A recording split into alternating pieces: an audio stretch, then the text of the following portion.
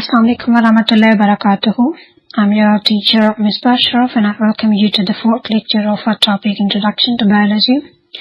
Hope that you're in the best of health by the grace of Allah Almighty, and I also hope that you are learning your lectures on daily basis and not facing any problem.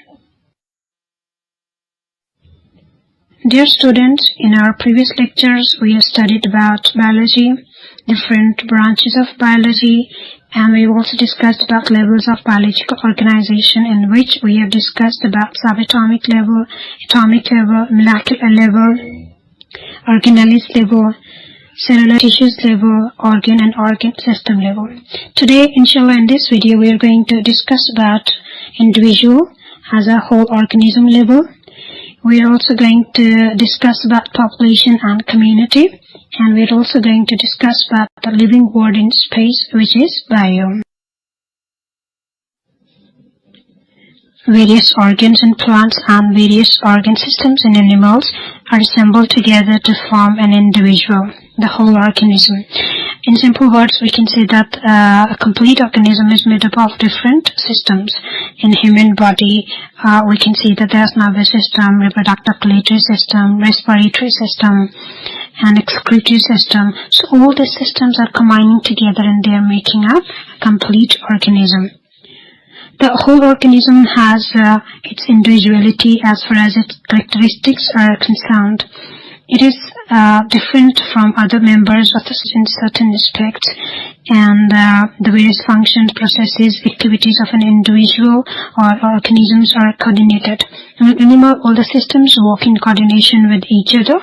One of the example is that if a man is engaged in continuous and hard exercise, it's not only the human body that is working. Along with it, there are also many systems which are working, and they are helping the body to carry out this hard exercise, or they're helping muscular system to carry out this hard exercise. Basically, the coordination in human beings or in animals is by nervous system and endocrine system. And during strenuous exercise, muscular systems are working very fast. They are contracting and relaxing very fast to move the legs very quickly. So they need, for this purpose, they need more energy, and we know that energy in human beings is provided by respiration. During hard and strenuous exercise, as there is more requirement of the energy, so more glucose should be oxidized. For that, circulatory system works to provide the muscular cells with more oxygen to carry out aerobic and anaerobic respiration, and more energy which is required by the cells for the movement and for bringing the strenuous exercise. Then there is also another system that is also important, that is also involved in this exercise, that is respiratory system. As the muscular system or the muscle out aerobic and anaerobic respiration at a faster speed, so they're producing more carbon dioxide and they need more oxygen. To provide this more oxygen and to remove the more produced carbon dioxide into the cells, the respiratory system also needs to work very quickly. So in simple, say that it's not only the one system in the human body that is bringing any change.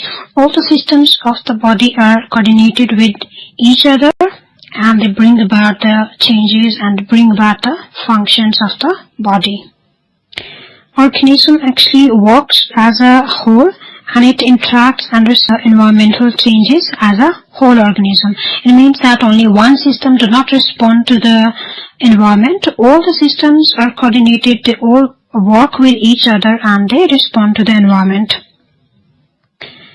In plants, as we have discussed earlier, that there is less complexity of the forms, and the coordination in plants is brought about by hormones.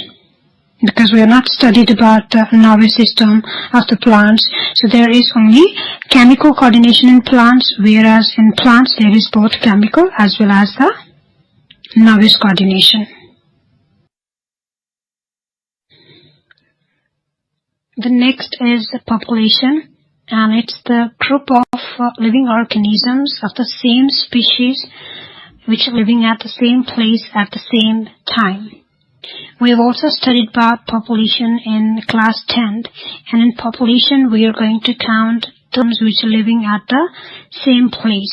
For example, if we are going to count the population of the country Pakistan, then we will not count the individuals, or we will not count those people who live in Canada, even though they are the member of the Pakistani families, but still we put them in the population of the Pakistan. So in population we count those organisms who are living at the same place and at the same time. Time means we're not going to count those organisms who died last year, who died in previous years. So we will count, or we will also not count those who are going to be next year. So we will count only those who are present at the same place and at the same time. Example of the populations are human population in any country, then number of rats in a field of rice, and then number of students in your biology, in your maths class, in your stats class. These are all examples of population. Population is basically high level of biological organization than organism as a whole, because here is a group of organisms of the same species, and the level of organization has its own attributes which come into being by living together of a group of organisms of the same species. And some of these attributes are gene frequency, gene flow, age distribution, population density, population pressure, etc. All these are new parameters which have appeared due to organism, and we have studied about these in evolution in class 10. How gene flows between populations, it's only possible when the people of different countries marry with each other. Then their genes are transferred to the next generation. In this way, gene flows between population. And gene frequency is also possible when the people of different countries, they migrate from one place to another place. So these parameters have appeared due to population of an organism. Level of biological organization next to population level is the community level. And populations of different species, plants and animals which are living in the same habitat, they form a community. For example, forest. Forest is a community which is made up of populations, like it contains plants. Plants are making up one population. Then it also contains animals which are making up another population. Then it also has population of microorganisms. It also contains fungi, algae. So forest is a community which is different populations. Then another example of community is desert. Desert also has different populations, plants, animals, microorganisms. Then another example is the aquatic system. Aquatic system also makes a community like pond community. They also have different populations, plants, animals, microorganisms. So different populations, they combine, which are living at the same place, they combine to form a community. Communities are dynamic collections of organisms in which one population may increase and the other may increase due to fluctuations in abiotic factors. Abiotics are non-living factors like air, water, soil. Because community is made up of different populations, and these populations are interacting with one another in a community, directly or indirectly. And a community which is made up of only very less number of populations, any change in the abiotic component can affect that population, any one of the population of that community, and that population might affect any other population. So in a simple community, there are only very less number of populations, and population is affected by the abiotic component that might affect any other population, and that can have a drastic and long-lasting effect in that community. Because the populations in a community, they are interacting with other organisms or other populations in different relationships. From a predation relationship in which one is prey and the other is predator. Prey is that organism which is eaten up by the predator. They can also form a host-parasite relationship, which is known as the parasitism, in which one is host, another is parasite, is that organism which gets food and shelter from host and in return harm the host. Then they can also form a commensalism relationship. In commensalism, one organism is benefited and the other is neither harmed nor benefited. Populations can also form a mutualistic relationship, and mutualistic relationship is that in which both the partners are benefited. And its common examples are lichens.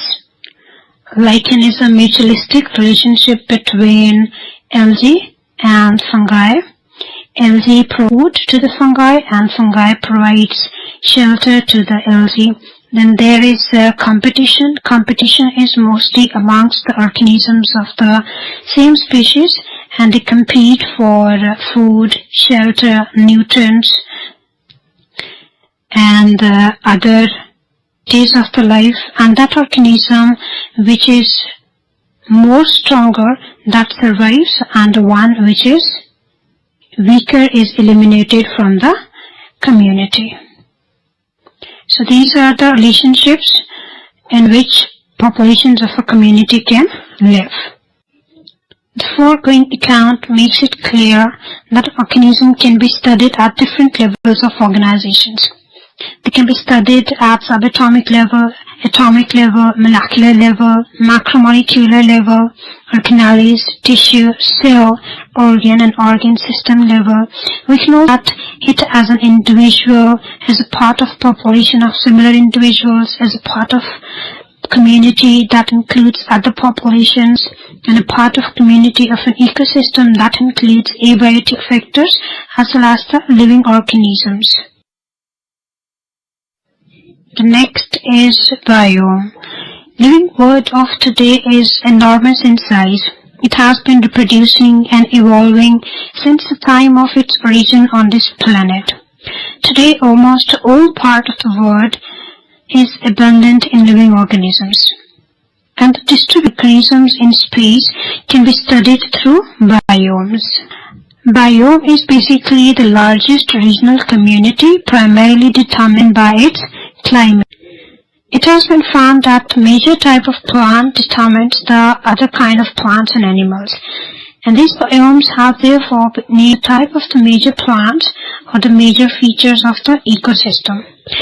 Some of the major biomes of the world are aquatic, forest, desert, grassland, and tundra. These have been named after major types of plants and animals. Study about the distribution of living organisms into these biomes in detail in second year in chapter Ecology. This was our third lecture, which has completed the levels of biological organization, and inshallah in our next video, which is lecture 4, we will be discussing word in time, phyletic lineage, and biological methods in detail. Jazakallahu khaira.